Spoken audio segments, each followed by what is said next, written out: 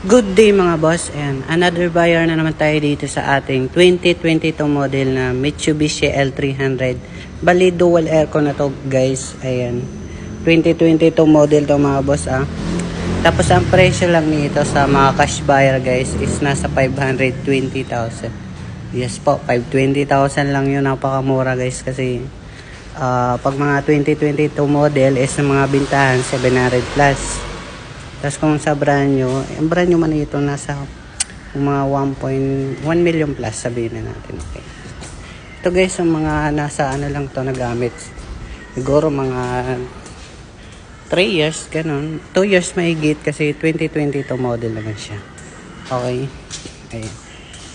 Okay pa naman to mga boss. And dual aircon siya mga boss. Okay. Ayan, wala naman punit yung upuan. Sayo, fresh pa. Fresh pa mga boss. Yung 520,000 pag mga cash buyer, negotiable pa. Kung financing ba ito is nasa 540,000 plus po kasi yon sa financing plus interest pa, okay? Kaya kung may pang cash kayo, cash yun na lang. So, ayan. Mamaya darating dito yung isang buyer. Pero kung available pa naman, pwede naman. Tapos marami pa dito available guys.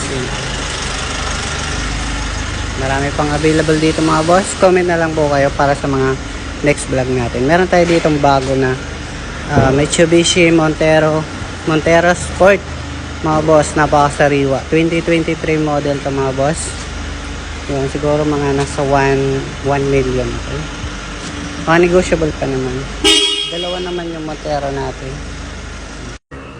Ito yung isa natin Montero Sport na 2023 model. Kulay silver rin to mga boss. Yung bali dalawa yung Montero natin mga boss. Ito is mga asking niya nasa 980,000.